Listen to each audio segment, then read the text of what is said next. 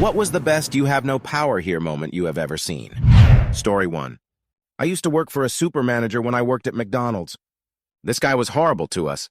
He was constantly bullying us, cow-talking us to customers, and doing everything in his power to make us miserable. Well, so many people complained about him that he ended up getting fired. New manager was great. He was super chill and understanding with us all. A couple weeks after he took over, the old douchebag comes in and starts talking about how terrible the store looks, how our service than ever, and how much this store needs him. The new manager looked at him and said, "If you don't leave, then the cops are gonna make you." When the douchebag didn't move, new awesome manager stuck to his guns and called the cops. The douchebag is no longer allowed on any McDonald's property in the city and has a restraining order against him. Story 2. Well, this might be a long one. I grew up around a mother with dissociative disorder as well as narcissism. She was addicted to opiates as far back as I can remember and would do anything to get them, and I mean anything.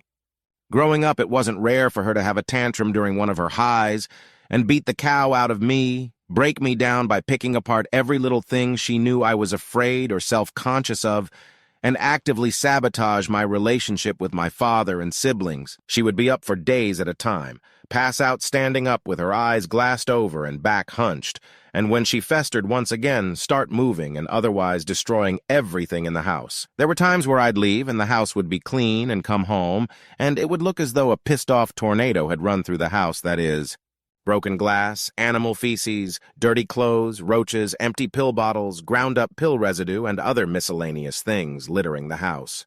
On particularly bad nights, she would hallucinate, and during those times it wouldn't be uncommon to find pools of her blood on the ground from running through glass.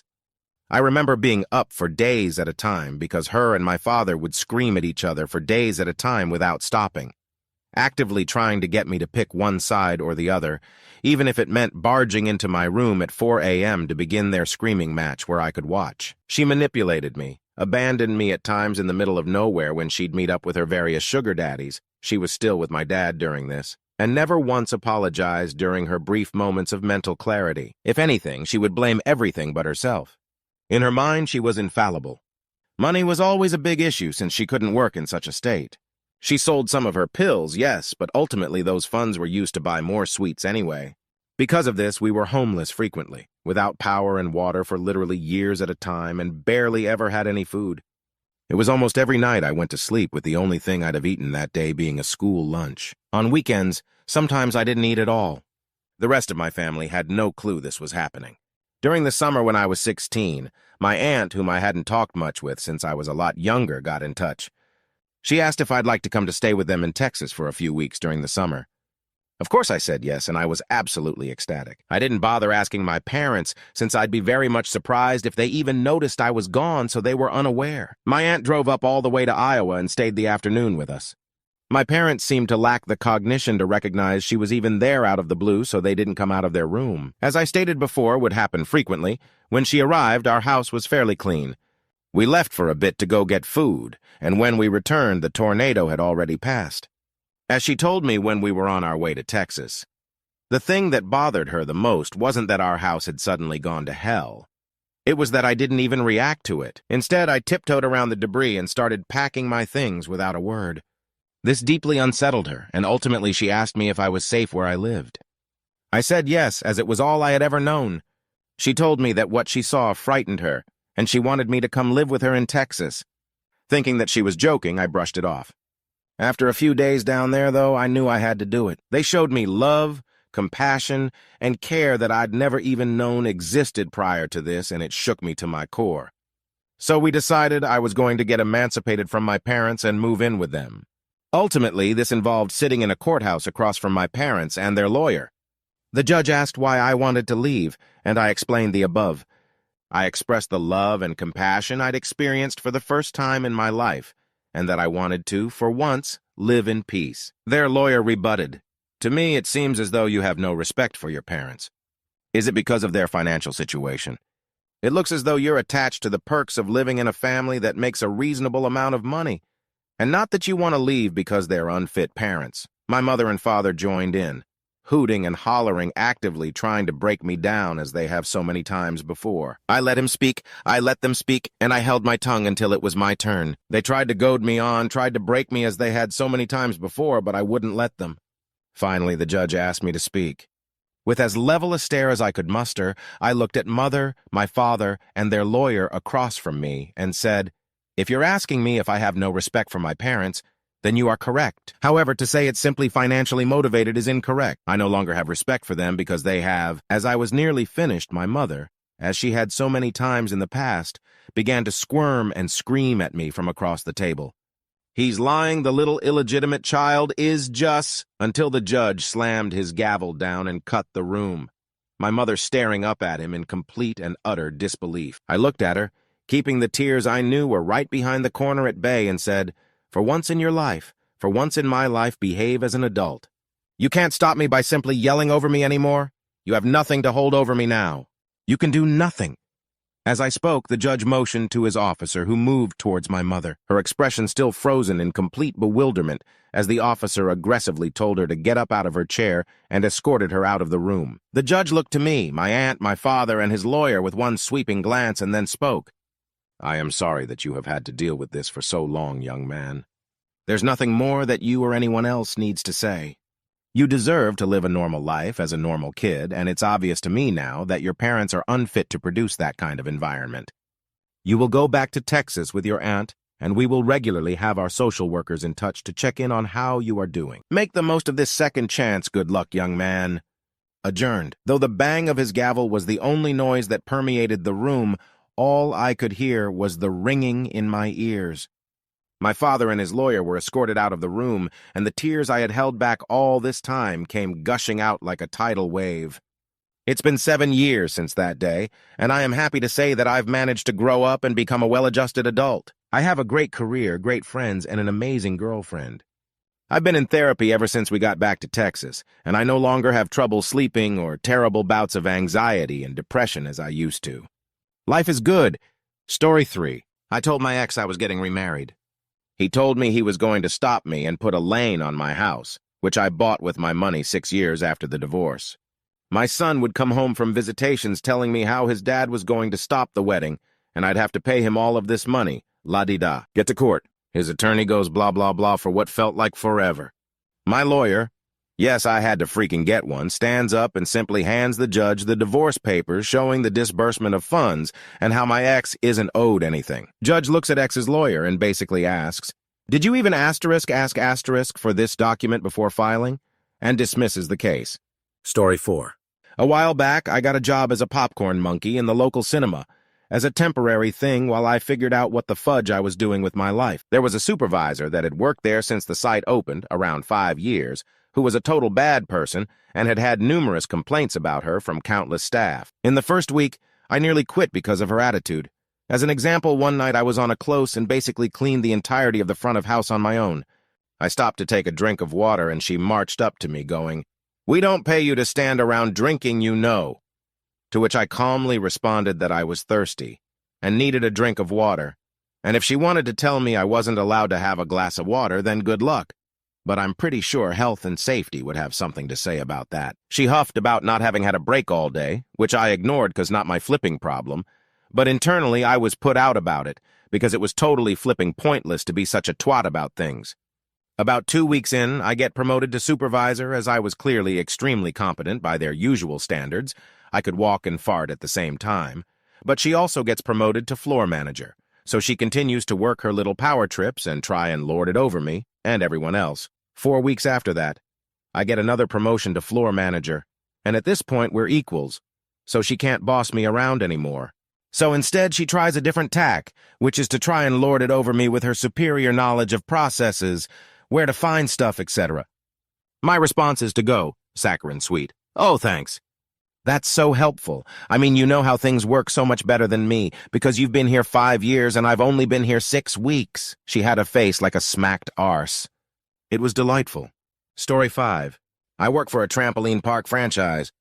We opened a sister location that I ran for about 1.5 years before moving back to take over the old location. When I got back, a lot needed fixing, but in particular there were 2 teenage employees that had been fired, suspended on numerous occasions. They were generally lazy, rude jackasses that shouldn't have been hired in the first place. Problem was, they both had aggressive helicopter moms that intimidated the manager into rescinding any punishments. Once I came back, I took stock of our employees and had a long talk with the entire leadership team. I learned which employees caused which problems, who was unreliable, who had a regular habit of skipping shifts, texting on shift, etc. I fired about a half dozen that first week, including those two I mentioned. That night, both moms called my personal cell to scream at me. Our numbers are listed in the online scheduling tool so employees can find shift covers more easily. They demanded to know why I fired them, threatened to sue, have me arrested, accused me of discrimination against their white middle-class sons, etc. I simply asked, "Is your son over 18, yes? So you're demanding I illegally release personal information regarding a former adult employee?" Bye. Story 6. Not me, but a story my dad used to tell me all the time. So my biological grandmother was very emotionally abusive. She was very controlling and tried to keep people within her sphere of influence. There's a reason why my grandfather divorced her. In high school, my dad had a job washing airplanes at an airport in our area, which he absolutely loved. He's a huge fan of aircraft in general. He had classes until roughly 10 a.m., and then he'd be off to work until around 10 p.m. It was what he loved. He didn't mind long hours being around aircraft all day. But one day he came home a little too late for his mom's liking. She said she'd take his keys to his motorcycle and that he'd lost privileges to it. The fact of the matter is that he bought the motorcycle himself and he needed it to get to asterisk school asterisk as well as work. He laughed in her face and she didn't do anything. She asterisk couldn't he asterisk do anything. Story 7. I'm a high school teacher who teaches a lot of senior grades and so has to deal with graduation grades, references for university, all that jazz. I had a parent of a graduating kid in my classroom in June, after final marks were given to students but not formally reported, who was a dental surgeon in town, ran a large operation, donated a lot to local sports, big man in a small town. I had given his kid a mark in the high B range, and so he marched into my office and started off with the "there must be some mistake" line, which moved swiftly into the "you're going to change it because I tell you to "how much will it cost to get him the A." When I refused the bribe, he went to "you're fired. One. Not "I'm going to get you fired," but "you're fired, clean out your desk." I just asked him to leave. Ended badly, he threatened violence. I reported him to the school admin. He's now banned from the property. "Mister, I pay your salary so you work for me, you lousy piece of shit," was threatened with the cops by Mr. Random Act TPG. Story 8. Ooh, I have a story for this. I got married 2 years ago overseas because my wife is from Europe and they have cool castles in Cow. My Canadian family and friends all came over because most had never been. We're a little older and well off, so we splurged. Wedding was awesome, dinner amazing, reception is in full swing, and quite frankly, it's a little warm. Warm for us Canadians. It was around 10 C in early November. When you mix in wool suits, drinking, and lots of dancing, some of us colonists were working up a bit of a sweat. Thankfully, the venue had a balcony with huge doors. I kept going over and opening them as some folks were inside, some were outside, and there was a nice breeze. But I had to keep going over because they were shut whenever I looked back. Finally, after the 5th or 6th time, this guy followed me and demanded I keep the doors shut because it was cold inside. I didn't know who he was, so he must have been a +1 of someone on my wife's side. So I was mighty confused when he said, and I quote, "Who the hell do you think you are keeping these doors open and the temperature so low inside?" "I'm the guy who bought you dinner." I watched him go over to my now cousin-in-law and grab his coat and almost pull her out the front door. I thought one of my groomsmen was going to burst. He laughed so hard. Story 9. I was waiting for a friend to finish work. She worked at a restaurant so fancy they had someone vetting guests at a podium asterisk outside asterisk. The place was glitzy and the folks were glam, so the great and good would descend in droves. Those with a reservation were sent in. Prospective walk-ins had to queue. A car sweeps up. The driver jumps out and holds the door open to unleash a hat and dress. The woman accompanying said Finery, a C-list actress from a regional daytime TV show, looked through everyone present and moved to enter. She froze, appalled, when the guest vetter intercepted, asking, "Do you have a reservation?" She mustn't have heard the question because she didn't respond. Instead, she drew herself up to the full height of her couture and demanded, "Do you asterisk know asterisk who I asterisk am asterisk?" "Yes," said the maitre d'. "Back of the queue." Oof. Story 10. This is a bit silly, but gave me a great feeling of satisfaction. Due to the bad economy and poor money management, my parents have moved into the spare room of the house my husband and I bought a year ago. Things are mostly smooth, though I'm not the closest to them for several reasons I won't go into here. The other evening, I was out gardening, because it's hot during the day, and we have the luck of having a streetlight right next to our front yard, keeping it pretty well illuminated even after sundown. I mostly garden at night, and I thought I had gotten the hose twisted, as it kept getting stuck. This went on for a bit, when I realized that it wasn't stuck but being pulled. I looked into the dim area just past the illumination of the streetlight and spied my father, crouched over and tugging the hose. Well, I did the only reasonable thing to do, and I sprayed him. He yelled and ran inside with me chasing. Once he got inside, he made a face and goes, "You can't get me now. I'm inside." In that father-to-daughter, don't you make a mess tone of voice. I readied my hose, looked him in the eye, and said, "It's my house," and just flipping let loose with the hose. He was soaked. Worth cleaning up the mess for that moment of true fear in his eyes. Edit. Thanks for all the appreciation. I'm glad my silly story made your day better. Story 11. The guy that I'd gone on a few dates with introduced me to his parents. Things went well, or so I thought. He drives me home. We end up talking and drinking a few beers. I didn't want him on the road with any alcohol in his system, and I enjoyed his company, so we end up hanging out until 3 a.m. His mom starts blowing up his phone, demanding that he comes home, so he drives himself home to find that he's been locked out of his house. His mom said that he can sleep outside. He shouldn't be spending time with someone like me. Still don't know what she meant by that. And that I'm just another stop on the cat train. He tells her not to talk about me like that, to which she says, "When you're under my roof, I'll say whatever I want about whoever I want." So he picks up his phone, calls me, asks if he can stay at my place for a little while. It's been 7 years. We're engaged, have a dog, a cat, and a happy life. I also plan on throwing some subtle train themes into the wedding celebration after the end of the plague. Story 12. I had a short stint as private investigator who specialized in providing investigative services to public defenders. We had this one county that was notorious for a sheriff's department that would make BS traffic stops as a pretext to search vehicles. One deputy in particular came up time and time again for this kind of thing. I was asked to interview this deputy for a defense attorney. Deputy had some of the worst report-writing skills I've ever seen, riddled with grammar and spelling errors. Quite often, Deputy wouldn't even include the reason he pulls people over in his reports. So I go to interview the guy. As part of the process, there's a senior sheriff's rep there that basically is supposed to protect deputies from people like me and keep them from saying things they shouldn't. We sit down and I pull out his report he wrote on the stop he made on my client's defendant. I've already marked it up English teacher style with a red pen and start with, "I had some trouble understanding your report." I proceeded to go error by error for the purpose of clarifying the report. He's getting redder and redder. I then go into trying to determine why he pulled over the defendant because it's unclear in the report. He's not able to give a definitive response. All the while, the sheriff's rep, whom I've worked with a lot and who I've seen be very vocal protecting deputies in interviews like this in the past, is silent. Ultimately, charges against client are dropped. Months later, I'm driving through the area on the way home from camping, not speeding or breaking any traffic laws. I get pulled over by a deputy. It's the same deputy. He recognizes me immediately, stammers, and manages to say, "It's almost dusk. Turn on your headlights." He gets back in his vehicle and takes off before I've even started my engine. Story 13. I grew up with my parents having screaming arguments over every little thing. They do love each other. Over 50 years of marriage so far testifies to that.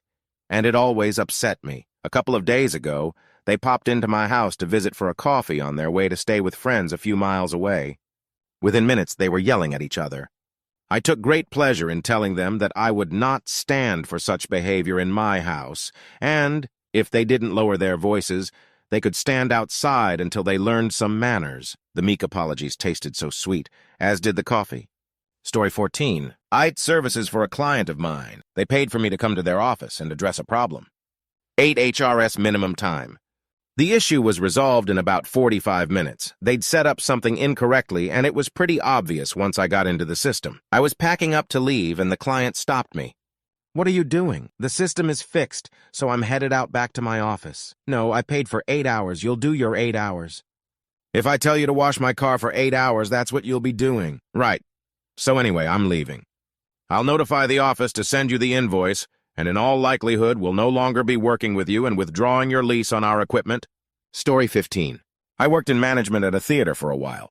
If the concession counter was slammed and I was able, I'd leave my post and help them sling popcorn. One night, while helping out, a particularly belligerent man started cussing out a 16-year-old girl on a cash register for being too slow, even suggesting she quit since she clearly couldn't handle pushing buttons or scooping popcorn.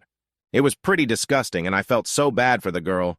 I stepped in and told the guy that our employees have the right to refuse service to customers who harass them as part of our anti-harassment/discrimination policy, empathized that the lines were longer than usual, and suggested he should apologize and move on. He was pissed, left half his order on the counter and started fuming off. Anticipating his next move, I went back to my original post that night, as manager of the customer service kiosk. Oh boy, the look on his face when he saw me. Didn't want a refund of his tickets, though, so I assume he watched the movie without popcorn. Story 16. I worked for 8 years servicing communications equipment on site. 5 of those years were as the department manager. When oil was found in our area, we got so busy we could barely even think. Most of my team were pulling 12-plus-hour days, 6 days a week, and we were struggling to hire people quick enough. One day, the CEO texted and said he hired an assistant manager for me, which was something I desperately needed. I was dirty as hell from my previous job and swung by the store to pick him up and take him to one of our sites where he would be doing paperwork. The moment he got in the truck, he immediately started talking cow. He started telling me about how everything we were doing is messed up, and the department manager, my name, was a total moron, and he would have my job within a few months. I just sat and mostly listened.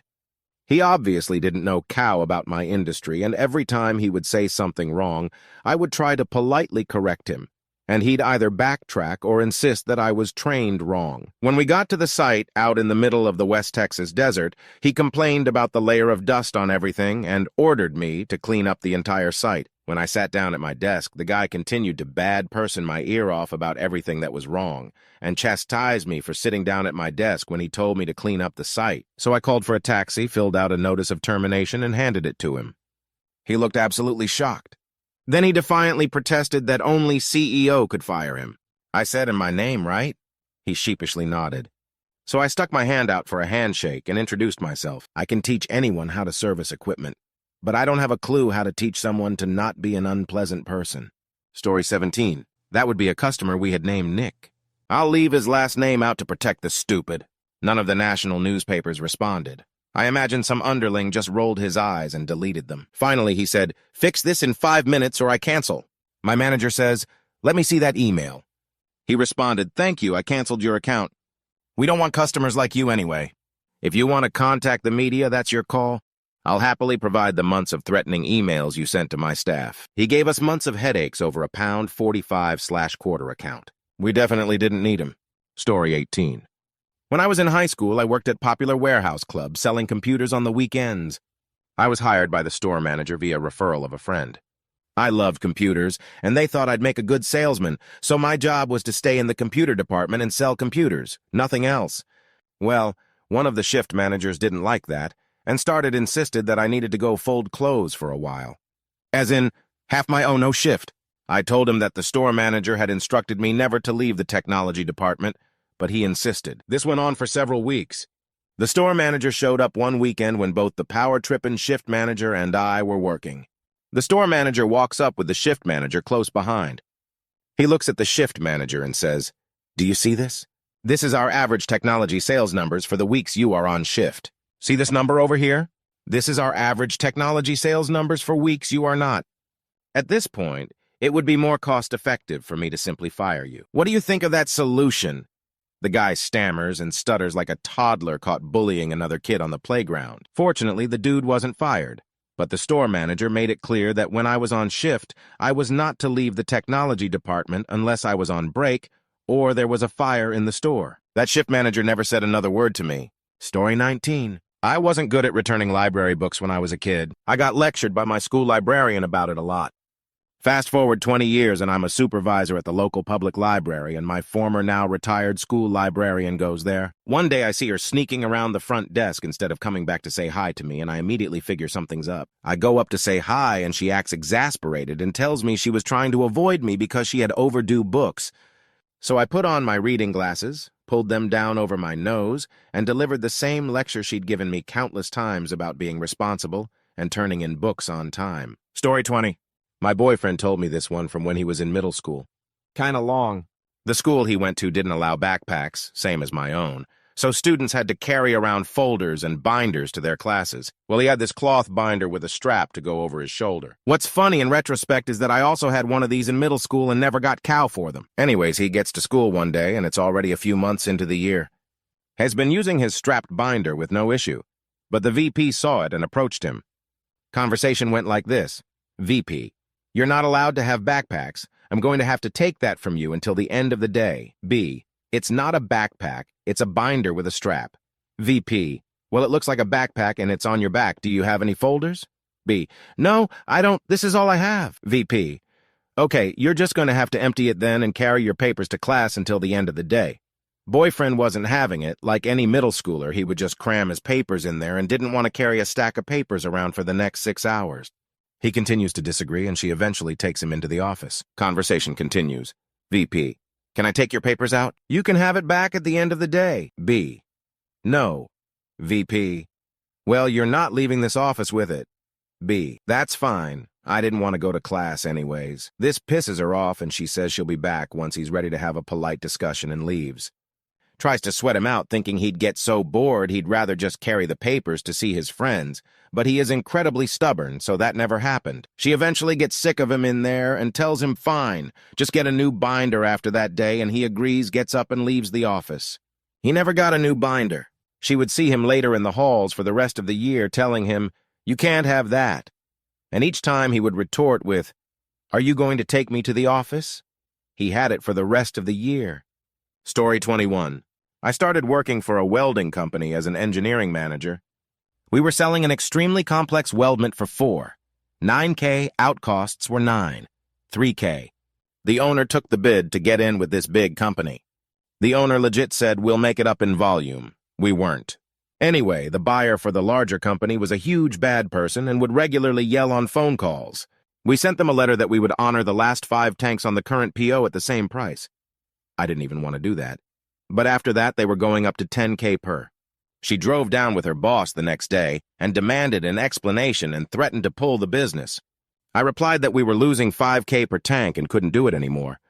She demanded evidence, which I already had pulled up, and simply turned on the projector. I said, as you can see, we cannot continue to make this part at such a huge loss, and I don't think anyone can make it for the original price. So if you have to pull the business, we understand. Her boss tripped over himself, cutting her off, and said they weren't pulling out and actually thanked us for honoring the current PO. I didn't have many run-ins with her after that. Story 22. I was bartending one night, and these 3 guys were absolutely hammered, so I cut them off. One of the guys proceeded to try to argue with me, saying he has all this money, and he tells me when he's done drinking and he's not even drunk. At this point, I'm done trying to be polite and point-blank tell him I'm done arguing with him, will not be serving him and his buddies, and he can leave. He looks at me and says, now excuse me, who are you to tell me how much I can and cannot drink? I look him dead in the eye and say, the flipping bartender, now it's time for you to go. The look on his face was priceless. Never forget the golden rule. Don't pour out the water off your bartender. Story 23. I joined the Army Reserve in 1983, in between my junior and senior year in high school. Going to drill one weekend, and we were doing war games with another reserve unit. They mailed everyone a letter with the challenge and response to be let into the unit. As a lowly private, I was standing guard at the entrance and had to say the challenge. Everything's going good until a city police car pulls up, and the cop is a new lieutenant. I give the challenge, and he just look at me. I say it again, and he said to just let him in because he didn't know it. He starts getting belligerent, and I ask him to turn off the car and step out. He gets out and starts yelling at me. The sergeant major heard the commotion and comes over and tears the young lieutenant a new unpleasant person. It was very satisfying to watch, and I learned that day that even though a second lieutenant outranks a sergeant major, it really doesn't matter because the sergeant major had been in for 20 years and didn't put up with any nonsense. Story 24. A few years ago, a guy stopped me in the hardware store and asked if I was a painter. I looked down at my painter's whites and said, yeah, I do historical restoration work.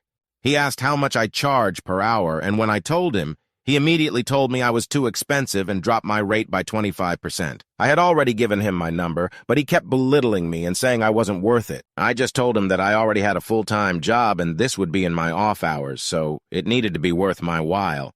He finally let me leave the store, then called me 3 or 4 times, each time hemming and hawing over if he wanted to actually use me or not. He's got a bunch of properties. It would be a sweet gig, but not at those prices. And I just kept telling him that's fine. Don't use me if you don't want to. Eventually, I recognized his number and stopped picking up. He really thought he had some sort of power over me, and I'd jump at the opportunity. Luckily, I didn't have to take the work. I was making good enough money as it was. He would have nitpicked absolutely everything and probably not paid me at the end anyway. But he was so certain he'd have power in the situation that he didn't seem able to comprehend me not wanting to barter with him. Story 25. I once had a boss try to give me a disciplinary, 3 months later I may add, for my behavior as it was noted I was rude to her by several of the group's CEOs in a board meeting. On the disciplinary forms, you both have to write your version of the events and it goes to HR for an adjudication. She did her part, and I casually filled in something to the effect of, "Manager continually pressured me into deleting files from our client management system prior to a regulatory audit, which is against the ethical code of our profession and not aligned with my moral standards. I accept I was short with her, but she was trying to force me into performing an illegal activity." I watched her collect up the paper and the color drained from her face. I never did hear from HR. She got fired not long after when I casually mentioned to the CEO in a bar if she remembered the encounter and explained why I may have appeared a little frustrated and upset. Bye, Felicia. Story 26. Worked in a cell phone store, both selling devices and service contracts in the UK.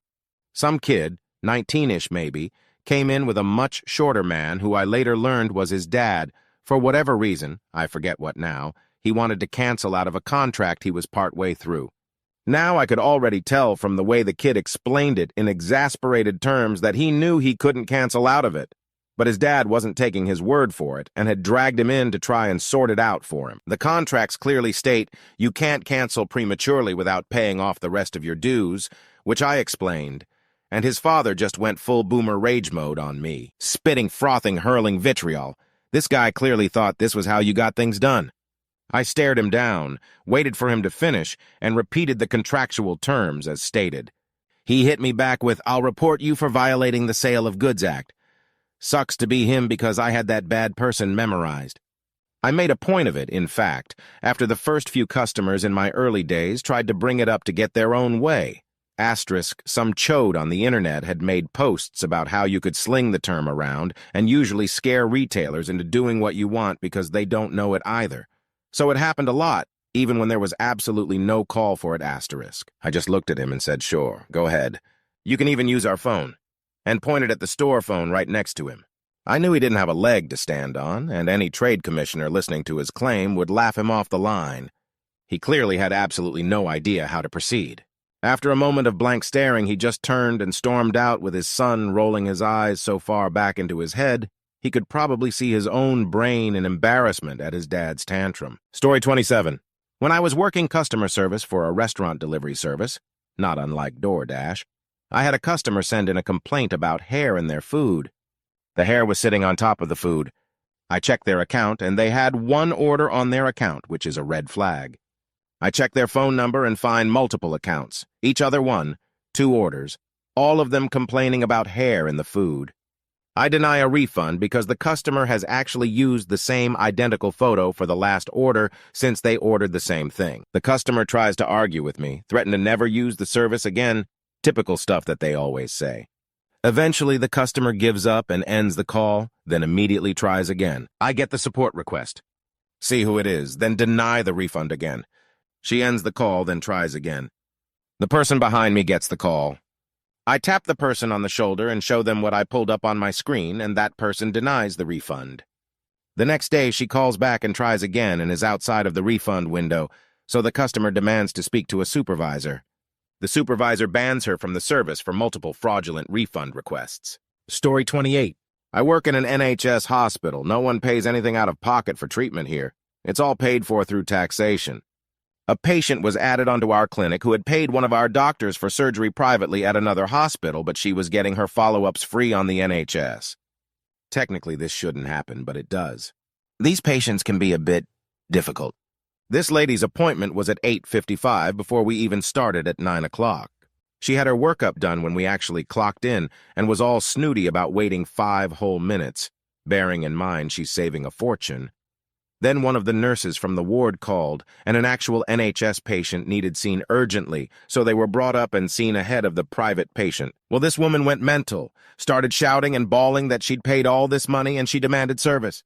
Our charge nurse went out, demanded to know who had taken money off of her, really drilled the patient to point to the person who had dared take money off of an NHS patient. Well, the woman went beetroot, stuttered that she had paid the other hospital, and the charge was like, "Exactly, your money is no good here, and doctor is being paid by the taxpayer to see this emergency patient first, so kindly sit down and be quiet or leave my department until you can be civil." Story 29. My dad is 6'3", I'm 6'10". Sometime in my early teens, I shot past him. Dad was a yeller. Not doing what he thought I should be. No discussion, just yell. But I realized at some point that he wouldn't yell at me if he had to look up while he was doing it. I don't remember what our last argument was about. I just remember that I'd sort of caught on at this point. So I'm in my room in front of the computer. Dad comes in and starts yelling at me. I eventually stand up and start yelling back. Dad makes an excuse to leave. Dad comes back about a half hour later and starts yelling again, but at this point, it's all I can do to not just laugh. I know that the instant I stand up, the argument will end. It actually wound up being really good for our relationship, because Dad realized that he actually had to make valid points, rather than just going into former drill sergeant mode. Eat it, obligatory this blew up, etc., etc. It looks like I unintentionally may have hit a raw nerve for a lot of people, for which I apologize. And I don't think that I had it anywhere near as bad as some of the people who replied. All I can say is that if you find yourself in a situation where you've got parents whose first response is intimidation or worse, look at how most people who responded eventually got out of the situation. Hang in there, it gets better, and you can find people who will help you if that's what is necessary. Story 30. Probably watching a few Texas DPS officers realize they couldn't shut down a whole airport. I was working as a flight instructor at small airport on a Saturday afternoon. We had one plane that had an issue on takeoff and veered off the runway. It cartwheeled and totaled the airplane, but fortunately the pilot was not serious injured. I had a student who was next in line for takeoff when it happened. He called me from his phone as it happened. I hopped in the airport car with one of the rampers and drove out to the plane with a radio to inform inbound planes to use the other runway. We had no control tower. On the way to the runway, I called the airport manager who drove to the airport, and on his way, he made a phone call to officially close that runway. About 30 minutes later, a metric of DPS officers showed up and immediately tried to close the whole airport, treating it like a giant crime scene. They were carelessly driving around the airport like they owned the place, ignoring the planes that were moving around, and crossing our only open runway without regard to inbound traffic. A mechanic and I tried to tell them to be careful, and they got mad at us. One of them told me they were locking it down a couple times, meaning the whole airport. Now I was a broke peach flight instructor, and I had a flight that afternoon that was ultimately going to help pay for me to eat that week. The airport manager was a short, stereotypical country guy, also former Navy. He was not intimidated at all by the cops trying to close his airport. When he showed up, I was about to go out with a student who was pre-flighting for a cross-country. There were about 5 cops in the lobby, me with my flight bag, the airport manager, and a mechanic. One of the cops saw my flight bag and said, "I don't know why you have that, or why he's out of the plane. You aren't going anywhere." The moment he finished his sentence, the airport manager said, "It's one runway that's closed. The airport is still open." This pissed off the cops. I was about to head out the door, and one of the officers said he was driving out to the disabled plane. Idke, the pilot, had been gone for about an hour. The mechanic said, "You need to be careful." And the cop quickly retorted, "And why the hell is that?" And he said, "Because this is still an airport, and the first thing that hits you is going to be a propeller." A few seconds later, a plane took off as one of the cars was approaching the runway intersection, ironing in that point. I walked out, and as I was hopping in the plane with my student, the same cop came up to me and said, "You aren't going anywhere. We're locking this down." I looked at the airport manager, who followed all of us out to the ramp. He said, "Have a nice flight, Ajax Boo." You could see these cops just fuming that they didn't have the authority to close down an entire airport because one plane went off the runway. The airport had 2 runways, Where the disabled plane was located was probably a mile or so away from the open runway. Why they were making a big fuss, I don't know. The occupant was relatively uninjured. His wife was the worst thing he had to deal with that day. He told her he wasn't going to fly. We had a good flight, and I got to eat dinner that week. Story 31. I personally had one that I'm quite proud of. I was one of 2 mechanics responsible for an annual inspection on a Piper Arrow fixed wing prop aircraft. Aside from dismal compression ratios and some odds and ends in the aircraft that could be overlooked by technicality, there was a problem with the main landing gear motor. The down and lock cycle for that aircraft is required by the OEM, and by extension federal law, to be 30 seconds or less across one cycle of the motor. This plane's gear requires 3 to 5 cycles across about 2 minutes to achieve down lock. I told the owner, who was a famously sleazy lawyer, that he can't fly his plane and I won't sign off the annual until the main landing gear are fixed. The lawyer told me to sign off the annual and he'll get to fixing the gear some other time. When I said no, he proceeded to threaten my job and demanded to have the plane back so he could get another mechanic to sign it off as airworthy. I laughed in his face, impounded his aircraft, and notified the FAA. The man eventually gave his aircraft to my business I was working for at the time by way of title lien, in order to pay off the massive hangar fees he racked up from his plane sitting in my shop. Story 32. I was a salesman at a wire and cable place. I got a call Friday morning from a tow truck driver freaking out. He needed a replacement cable for his truck ASAP because the weekends were the big business days for him, bragging about the big money and people who leave their cars somewhere overnight because they're too drunk to drive home. He was poor and rude the whole time we were on the phone. He demanded that the cable be cut and shipped immediately, sent next day air, Saturday delivery, pretty expensive. I rushed his order, ran back to the warehouse to hand it to the manager myself to make sure it could jump in line and get cut before the next day air guy showed up. But we did it, rushed every part of it, and got it shipped out in time. Every person involved prioritized this order to get it out to him on time. Tow truck dude calls me back later that afternoon saying he got the truck working and no longer needs the cable. He asks to cancel the order and get a refund. I explained to him that because he had it cut to a specific length, if we were to take it back, there would be a restock fee, because we're not going to be able to resell it until someone needs that exact, specific length. I also explained that I can't refund the shipping costs because the order has already been shipped the way he demanded it be sent out. Dude loses his mind, screaming at me, telling me he's going to give the company terrible reviews everywhere and tell all his friends how we're all pieces of cow. There was literally nothing I could do for him. No amount of him being an unpleasant person could uncut and unship that order. Story 33. My job right before my current one. Property manager. The owner was an absolute thorn. He was heartless and rude and racist, and I loathed him. I hated every day going into that job, but I needed the money. I was applying daily to my dream company in hopes that eventually I'd be accepted. In the meantime, every time I complained or mentioned something to my supervisor, I was told to shut up and get on with it. He was paying me too much to have opinions. 3 years after, we were a small office and the receptionist and assistant prop managers had quit. I finally got accepted into my dream company and happily put in my 2-week notice. In desperation, he offered me more money, a higher position, better benefits, which were laughable. When I said no, he asked why. I have never felt more gleeful than the moment of when I said, "I don't know, I'm not paid to have opinions here." That was a year ago, and even now the look on his stupid old face gives me joy to this day. Edit, typo, and obligatory didn't expect this to blow up, but yeah. I'm Petty, what's new? LOL, thanks for the awards. To those who mentioned, this was a very brief, summarized version, and yes, he did remember saying it to me. He told me I was being too sensitive and should take more money. I've kept in touch with my awesome supervisor, and in the year since I've left, the position has yet to be filled. Everyone keeps quitting because they can't work with someone like him. So, bahahaha. Edit 2. Also, since a few people asked, the new job, a yearish in, is doing great and still to this day almost cry at the thought that I have benefits that include health insurance, and a boss that doesn't call me sweetie in a tone that indicates I can't chew gum and walk at the same time.